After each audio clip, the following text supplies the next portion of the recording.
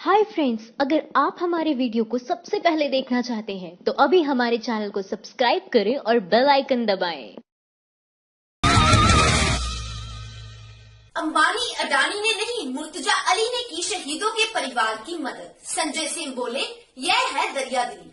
Fuel burn radiation technology का आविष्कार करने वाले साइंटिस्ट मुर्तजा अली ने पुलवामा हमले में शहीदों के परिवार को 110 करोड़ रुपए देने की मदद की पेशकश की है।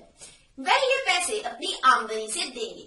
मुर्तजा की इस दरियादिली पर आम आदमी पार्टी के राज्यसभा सांसद संजय सिंह ने ट्वीट की है कि देश में अंबानी अडानी जैसे सूरमा हैं, लेकिन किसी ने भी शहीदों के लिए यह दरियादिली नहीं दिखाई।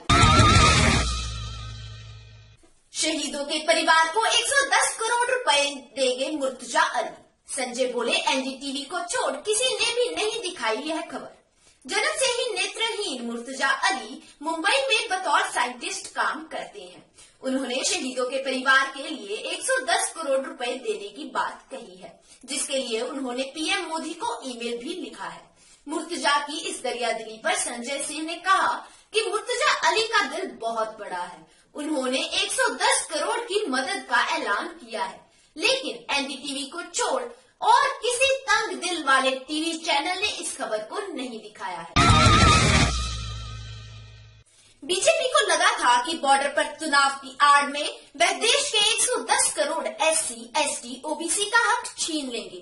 आरजेडी पुलवामा आतंकी हमले के बाद से ही बीजेपी सेना राष्ट्रवाद, पाकिस्तान आदि को मुद्दा बनाकर चुनावी माइलेज लेने की कोशिश कर रही है। ऐसे में बीजेपी राष्ट्रवाद, सीमा पर तनाव के काम पर आरक्षण से खिलवाड़ करने की कोशिश में लगी थी। इस पर आरजेडी ने कहा कि उनको लगा कि बॉर्डर पर तनाव की आड़ में चुपके से देश के 110 करोड़ एससी, एसटी, ओबीसी का हक छीन लेंगे। यह सोशल मीडिया का युग है, यह खेल अब नहीं चलेंगे। सेना की वर्दी पहनकर वोट मांग रहे मनोज तिवारी पर भड़के अखिलेश यादव। बोले, सेना और देश से माफी मांगे बीजेपी। बीजेपी ने दिल्ली के सभी विधानसभा क्षेत्रों में नारों के साथ बाइक रैली निकाली। इस दौरान मनोज तिवारी ने सेना की वर्दी पहनकर बाइक चलाई, जिस पर सपा अध्यक्ष अखिलेश यादव ने ट्वीट कर कहा कि बीजेपी को इसके लिए देश और सेना से माफी मांगनी चाहिए। बीजेपी की वेबसाइट है। कांग्रेस नेता बोले, जो अपनी वेबसाइट नहीं सुरक्षित रख सकते वो देश की सुरक्षा क्या करेंगे। बीजेपी की आधिकारिक वेबसाइट www.bjp.org हैक कर ली गई है। हैक किए जाने के बाद वेबसाइट डाउन हो गई और काम नहीं कर रही। वेबसाइट खोलने पर we will be back soon लिखा आ रहा है। पंजाब के कांग्रेस अध्यक्ष अमरिंदर सिंह राजा ने बीजेपी पर तंज कसते हुए ट्वीट किया है कि जो पार्टी अपनी वेबसाइट तक को सिक्योर नहीं कर पा रही वो देश की सुरक्षा क्या करेगी। भाइयों और बहनों, नजीब की मां बोली, पाकिस्तान ने अभिनंदन को छोड़ दिया है। एबीवीपी मेरे बेटे को कब छोड़ेगी।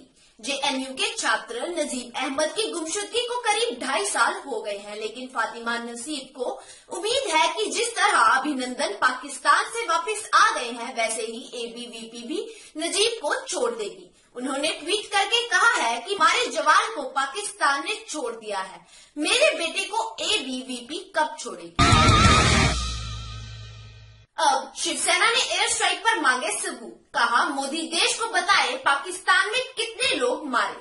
शिवसेना ने सहयोगी दल बीजेपी पर आरोप लगाया है कि पाकिस्तान पर की गई एयर स्ट्राइक में मुद्दा बनाकर लोकसभा चुनाव में वोट बटोरने की कोशिश कर रही है। शिवसेना का कहना है कि बीजेपी एयर स्ट्राइक की आड़ में विपक्ष द्वारा उठाए गए मुद्दों को दबाना चाहती है।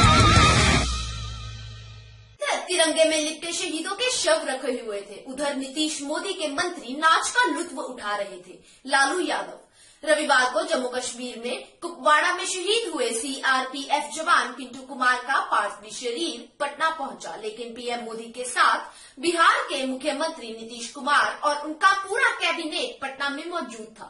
हैरानी की बात तो यह है कि एक तरफ जवान शहीद हुए हैं और दूसरी तरफ पीएम की रैली में बार बालाओं को बुलाकर नचवाया जाता है, जिस पर लालू यादव ने रोष प्रकट किया है। पुलवामा शहीदों के परिवार को साइंटिस्ट मुर्तजा अली देंगे 110 करोड़। पीएमओ को लिखा खत।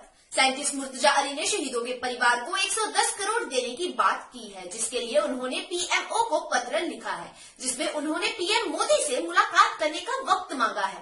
कागजी कार्रवाई पूरी हो गई है और वे जल्द ही पीएम मोदी से मिलेंगे। SC, ST, OBC संगठनों ने किया 5 मार्च को भारत बंद का ऐलान। सपा, बसपा, राजद और कांग्रेस का मिला समर्थन। अनेक संगठनों ने 5 मार्च को विभिन्न मुद्दों के समर्थन में भारत बंद का ऐलान किया है। राष्ट्रीय Janata Dal, Sapa, Congress youth wing, CPI, Delhi विश्वविद्यालय शिक्षक संघ, सांसद आदित्य राज्य बहुजन मुक्ति पार्टी आदि ने इसके समर्थन दिया है। देश की जीडीपी विकास दर घटकर 6.6% हुई। मायावती बोली, अब इस पर मोदी की जुमलेबाजी क्या होगी। पिछले गुरुवार को आई रिपोर्ट के अनुसार एशिया की तीसरी सबसे बड़ी अर्थव्यवस्था भारत में जीडीपी की वृद्धि तीसरी तिमाही में 6.6% पर आ गई है, जो नवंबर से लगातार घट रही है। इस पर मायावती ने लिखा, वैसे तो 130 करोड़ भारतीय जनसंख्या में से अधिकतर गरीबों और मजदूरों को विकास का लाभ नहीं मिल रहा, जिससे देश चिंतित है। फिर भी जीडीपी विकास पिछले 19 महीनों के मुकाबले सबसे कम है। इस पर पीएम मोदी का जवाब क्या होगा। अमित शाह बोले, एयर स्ट्राइक में 250 आतंकी मारे।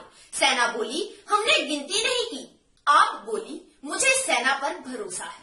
पुलवामा आतंकी हमले के जवाब में हुई एयर स्ट्राइक पर मीडिया चैनल आतंकियों की मौत पर अलग अलग दावे कर रहे हैं।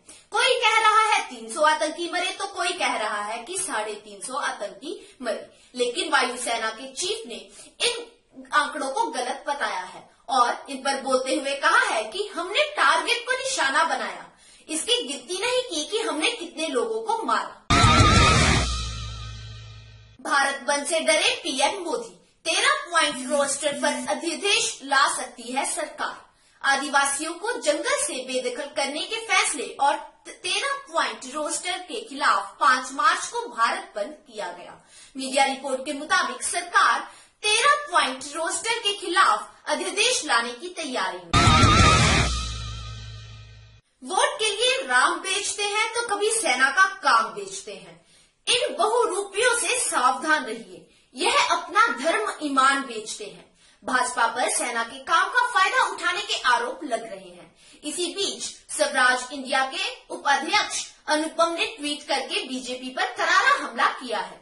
उन्होंने लिखा, वोट के लिए यह राम बेचते हैं तो कभी यह सेना का काम बेचते हैं। यह बहुरूपीय हैं, इनसे सावधान रहिए, यह अपना धर्म और ईमान भी बेचते हैं।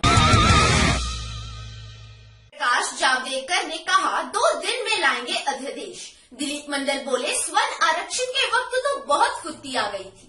भारत बंद के असर को देखते हुए बैकफुट पर आई मोदी सरकार ने 13 पॉइंट रोस्टर पर अध्यादेश लगाने की तैयारी की है। इस पर प्रकाश जावड़ेकर ने कहा कि सरकार 200 पॉइंट रोस्टर लाएगी, आप बस 2 दिन तक प्रतीक्षा करें। इस बयान पर दिलीप मंडल बोले, यह अध्यादेश के लिए 2 दिन का इंतजार क्यों? स्वर्ण आरक्षण के समय तो मोदी में बहुत फुर्ती आ गई थी, अब क्या हुआ। माइंड द न्यूज रूम की रिपोर्ट।